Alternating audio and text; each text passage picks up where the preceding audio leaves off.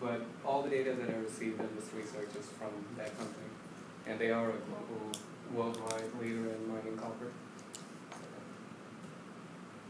Looking at the outline of what we're going to talk about, first of all, the picture is the picture of the haul truck that I was standing in front of, dumping those copper ore, and that's how they're stacking it. They're just dumping it on the side and extending the heap. And we're going to look at the overall mining process, then we're going to talk about the problem statement, what was asked of me to fill, the procedure, the results, and finally the summary. And looking at the mining process, I know when you first say mining, you think about coal mining, underground mining, but copper mining is done differently. If you look at the picture, that's basically the picture of a mine from top, and you can see different layers, and what they do is they use explosives to blow up the ground with copper deposits and crush it. And it's an implosive, instead of explosives, they use implosive to basically have an explosion underneath the ground and crush up the copper ore deposit. Then they take that, pass it through a sequence of crushers, and stack it into the heaps like seen before, and then they use raffinate, which is basically sulfuric acid, and ferric ion concentrations inside the sulfuric acid, and that raffinate leaches on top of the copper ore heaps. And then from that, reactions take place to produce the copper ions, and the copper ions are transferred into the raffinate. And now it's called a pregnant leach solution because it has copper ions within it. And back in 1950s, the Kennecott Mining Company found out that bacteria plays a role in mining copper. And that's how bio-leaching came to play once they found out that the two species involved in bio-leaching are the Thiobacillus ferroxidin and the Thiobacillus thioxidans. Those are the two species that are related to copper leaching. And we'll talk about that more in detail on the next slides. And starting with the overall process, this is taken from BHP Minerals down in Australia, and this is their patented process of how to leach copper using bacteria. You start off with it's a little fuzzy to see, but it's basically the bacterial medium, the medium that bacteria grows on, added into a series of bioreactors, and then have an air supply going into the bioreactors, and you produce bacterial cells at a rate of 10 to the 8 cells per milliliter. And once you collect that, you put it onto the heap of crushed ore, which is basically the chalcopyrite or copper ore that was stacked into heaps. And you supply that with more air and carbon dioxide. And now you add the raffinate on top, which once again is a sulfuric acid with ferric ions in it. And the solution that's collected at the bottom is a pregnant leach solution because it has copper ions within it. And then that's taken to a solvent extraction / ultra-winning unit where the copper is extracted using a ligand and an organic like kerosene. And then that copper ions are now plated onto copper cathodes. But now the raffinate or the PLS, the pregnant leach solution, is stripped of its copper and plated, so what's left behind is a raffinate solution, and you can recycle it back onto the heap, and now you have a continuous loop going on. And they also have an acid tank to add acid as soon as the sulfuric acid is consumed. So the whole process overall is a continuous process dealing with about 40,000 tons of acid per day. So we're talking about a big quantity.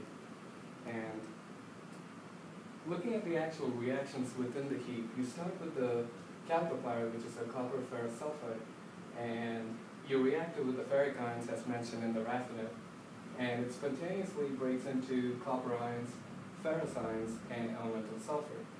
Now the role of the bacteria, you take the ferroxidants, and these are naturally occurring within the heap. So the ferroxidant converts the ferrous ions back to ferric ions, which keeps the process going and keeps the raffinate enriched with ferric ions. And the thioxidants actually take the elemental sulfur and convert it to sulfate ions, and they oxidize the elemental sulfur to the sulfate, and giving an overall reaction of chalcopyrite with oxygen to break into copper ions, ferrous ions, and sulfate ions. And the problem statement for my project particularly is that the mine itself has an acid plant where it takes in elemental sulfur or molten sulfur from other companies to produce sulfuric acid to replenish their raffinate.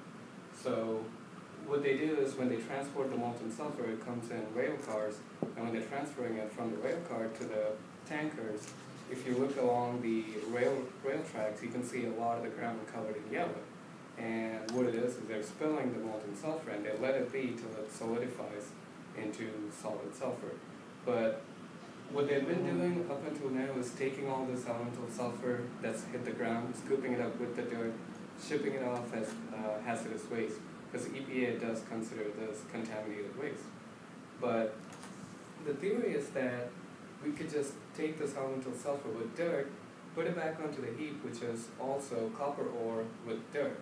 So the concept is that we could just take wayside sulfur, which would be in that form, and let it get oxidized by the bacteria into sulfate and process it that way. So we don't have to deal with the disposal fee, and also it would be a good way to recycle it back into the spring. But before we do that, we have to simulate the heap conditions to see if it's affecting bacterial growth. If it does affect bacterial growth, then you're talking about a decrease in copper production. And when you deal with 40,000 tons per day, you deal with a huge difference. And we made 3 different tests, and the first test was a mineralogical analysis procedure. And part of this was the inductively coupled plasma test, which scanned for all the minerals present within the sample. And the next step was the X-ray diffraction with Rydberg, and that was done to see what kind of crystalline phase elements were present within the sample. And the third test was a hydrocarbon analysis, and this tested in the ranges of gasoline, diesel, and oil ranges. And the reason behind doing these tests were to see what components are present within the sulfur sample, just in case if this experiment does show a decrease in activity of the bacteria, then we can maybe take out that element and extract it and see if that was a reason for causing the problem. So it was just a check to see what the components of the overall sulfur sample was. And the results from that showed that there's 30 parts per million phosphorus, 10 parts per million molybdenum, and the rest of the components that identified were less than 5 parts per million, so that was ignored. And then the X-ray diffraction further confirmed that sulfur was a only crystalline phase within the sample, which was obvious looking at the yellow sample, but the test basically confirmed it. And looking at the hydrocarbon analysis, it did detect 130 milligrams per kilogram sample of that range of hydrocarbons as O-terphenol, and 5 milligrams per kilogram as gasoline. And this once again just confirmed and identified what the components of the wayside sulfur is, just to go back and check if the test does not work. And looking at the shake flask procedure, what we did is we took 18 shake flasks, which are basically your standard laboratory flask, but they had these little rivets at the bottom to enhance aerobic conditions. And the whole test is to check and see if the wayside sulfur is affecting bacterial growth. So we're going to check the pH levels, ORP, oxidation reduction potential, and also the bacteria count as we run the shake flask for about 3 weeks. And also, what these tests mean, these flask IDs are basically the flask numbers that label them. And each test had 2 repetitions to make 3 tests similar, which gave 18 shake flasks but only 6 different tests. And the medium used was different, where the first 2 were MKM, which is a modified Kelly medium, which is more like a laboratory setting. And the RMKM is more of a raffinate modified, so the raffinate once again is the sulfuric acid from the heap. So now we're simulating heap conditions and taking that into account.